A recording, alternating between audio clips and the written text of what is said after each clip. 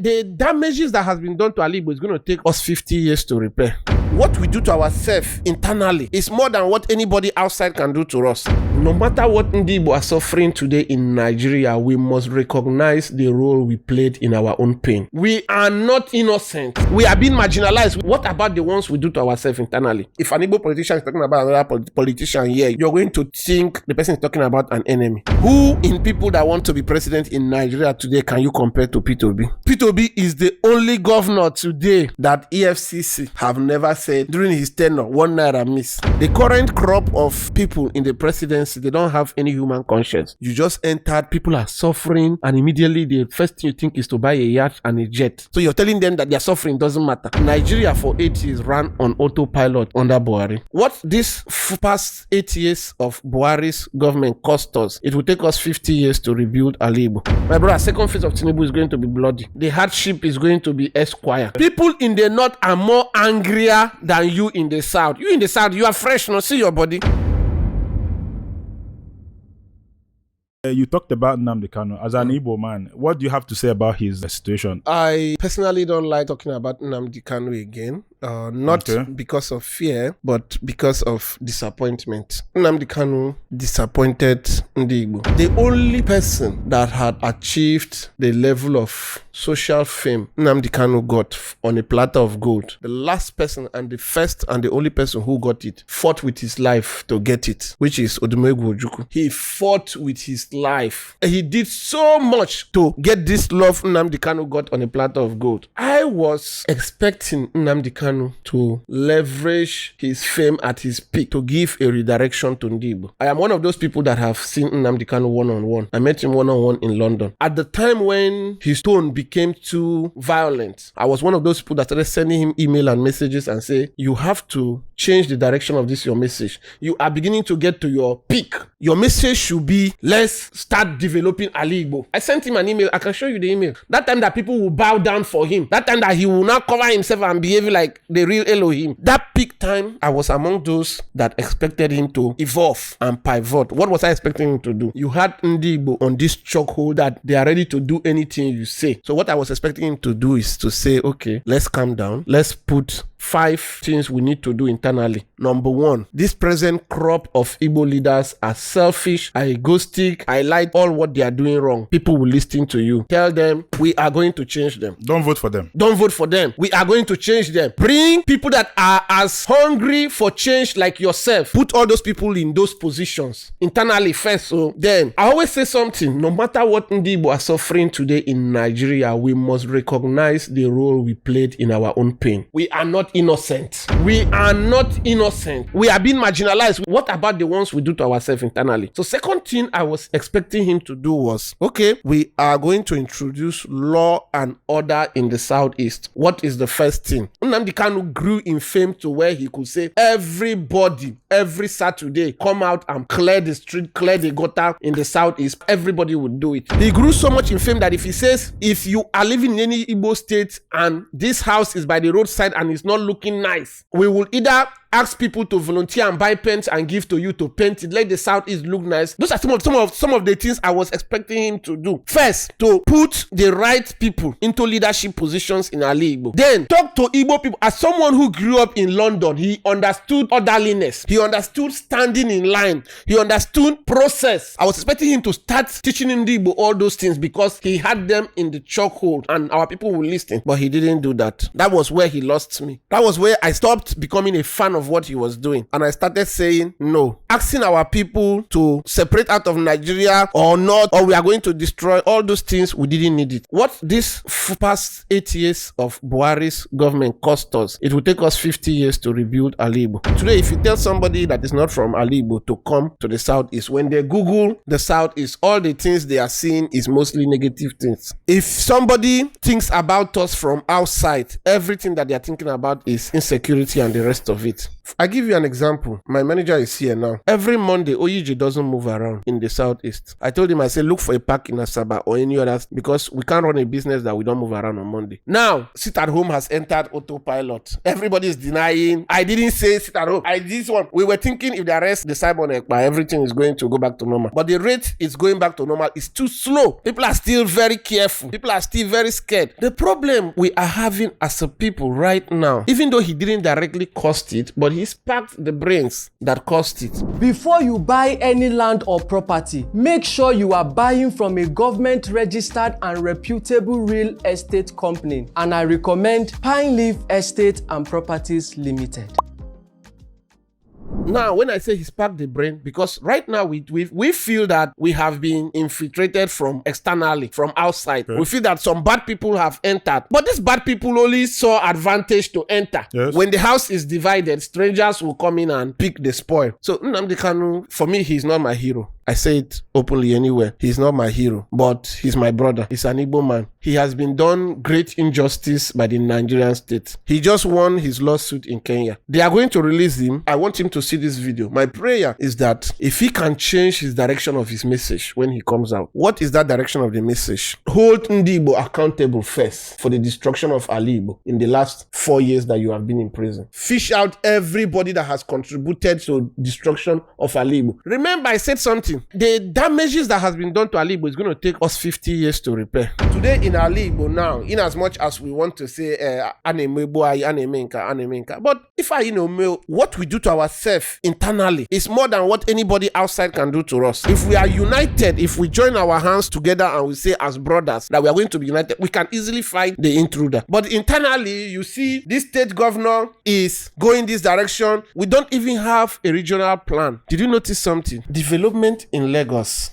is overflowing into Ogun State now. Development in Ogun State is overflowing into Oyo State now. They are doing other things that is overflowing into. All of them speak one voice. Forget about whatever they show you in the media, but they speak one voice. But do we have one voice in the southeast? We don't have one voice in the southeast. Anambra is on his own goose chase. Enugu is on his own goose chase. Ebonyi is on his own goose chase. If an Igbo politician is talking about another politician here, you're going to think the person is talking about an enemy. What we need to do as a people first is to have a regional roadmap. If President Tinubu calls for a referendum today as the president, he say, okay, I have listened to you guys, I want to call for a referendum. If you're an Igbo person with your ID card, come out and vote. Igbo should stay. If Southeast should still be in Nigeria or go out. Whichever the result is, I will not interfere with it. I will give it to you people. Do you know what that referendum election is going to fail? No. The Igbo elite. And do you know why they are going to frustrate it? The personal interest. Personal interest. Benefits. And what is that personal interest? Personal interest is because 90% of their asset and wealth is not in Igbo land. You are an Igbo man, you represent Igbo, and where Igbo presidency. Igbo presidency. Peter be 19 work. For the nation, an Igbo man can never be Nigeria president. No, he had but no, he baby go. Kedo Igbo presidency ambition using Peter B as a case study. It's overdue. It's long overdue for Igbo presidency. As a people, we have contributed so much to Nigeria, and one of us becoming president, even if it's for a day, is going to give us that sense of belonging. Now, Nigeria is in a situation where we have said there are 3 brothers, but all of them, they were born on the same day. We say this person has led, the other one has led, but this one will not lead. Even though this one is even more competent, there is a psychological warfare, and I don't know how they were able to engineer that, but there's that psychological warfare that has been fought against Igbo people, that an Igbo presidency is like asking for much. It's not supposed to be like that. They make it feel like asking for Igbo presidency is supposed to be like one favor. I want to make healthy living a culture in our society. The time also to make exercise, get sweat. That sweat is very important. Ibana garden give bela kokon very natural food. Or if your body need it, just new day to choose. If you look at people running for president now, you see that Peter Obi is the most qualified. The problem is Nigeria for 8 years ran on autopilot under Buhari. Finish. Nobody come out to say anything or anything. So Nigeria was running on autopilot under Buhari. So under Tinubu, it's been more of try your luck. But because Nigerians are docile, I would call most Nigerians, 99% of Nigerians are like sheep. And that's why Anna said that on a doom katru, most of us say no. We don't want Oyewa to do a katru because we are not atru. If you can lead us as goats. Because the reason why when it comes to this comparison, we always say goats are more smarter because a goat will not follow you inside the pit. A goat will use his own mind. But majority of Nigerians are led like sheep.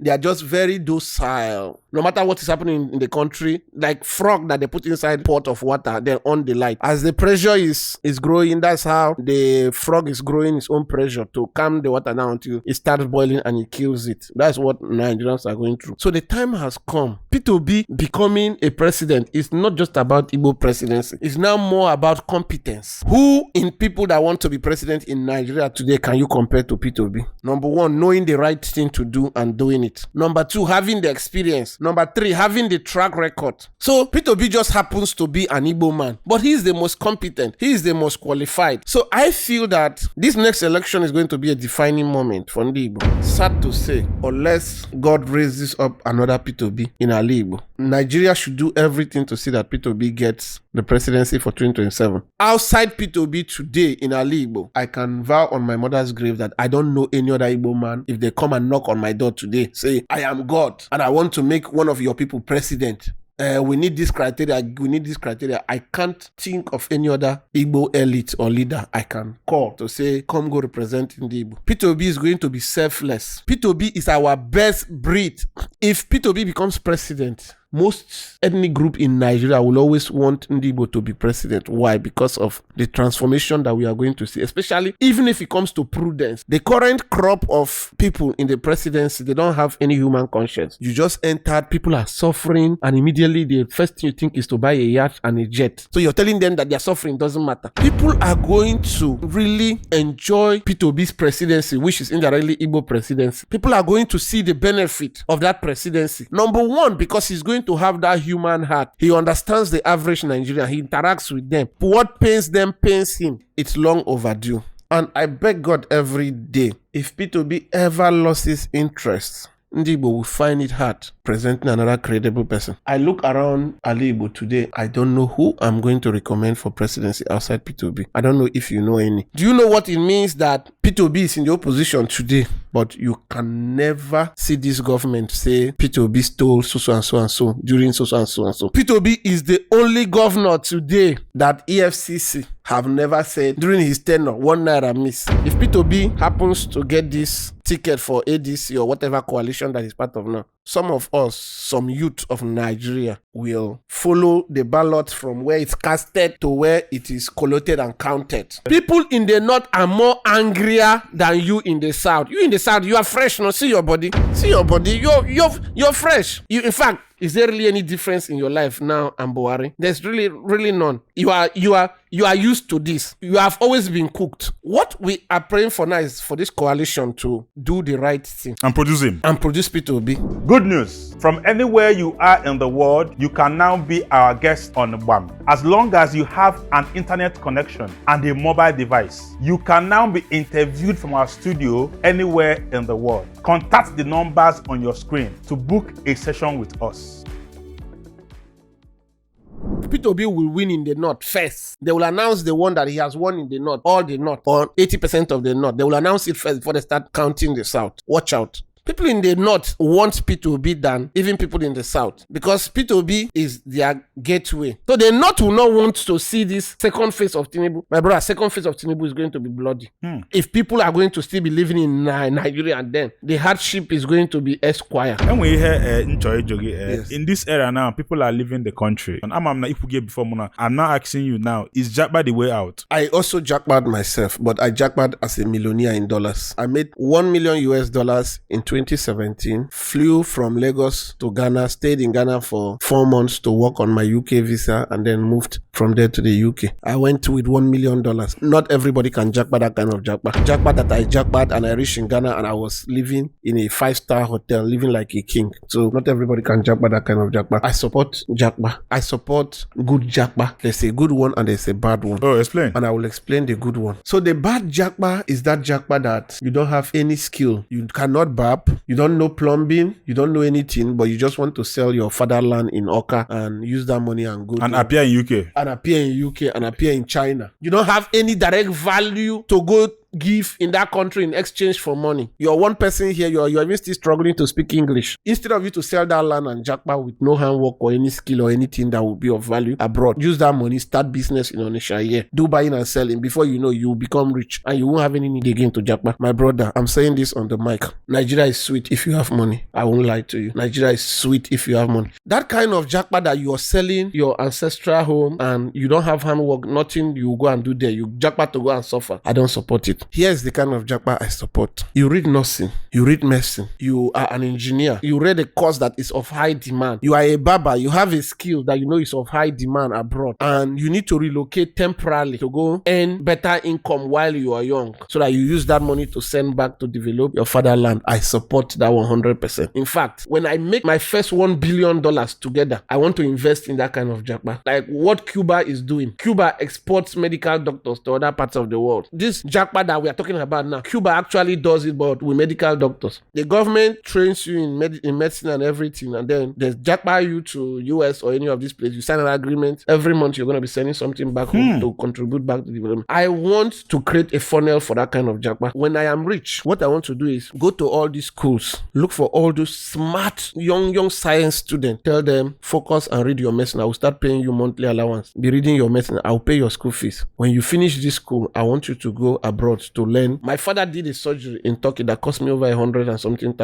It's your 2 surgery, neuro brain surgery, deep brain surgery. You know that disease that makes somebody sound shake, Parkinson's. My father did that surgery in Turkey because nobody does it here in Nigeria. Yes. Now the battery is dead. Now I have to send my father again to Turkey to go change the battery. Imagine if I built a neurosurgery hospital here and I have an Igbo person that have gone there, learn all those skills and brought it back here now. We are now charging. So imagine if all these African countries can come to an Igbo here to do that surgery. Powerful. That is the kind of jackpot I want to invest in. I want to invest in jackpot that the person is earning $10,000 here. We know that the person is being underpaid. We know the person can earn $100,000 if you go abroad. I send the person there, go earn that money and then come back. Bring that money back here. Let's develop. So that is the kind of jackpot I support. I don't support jackpot of selling ancestral land to go struggle abroad. By the time your food finish, you start looking for how to steal phones, and before you know, they throw you inside prison. I don't support that.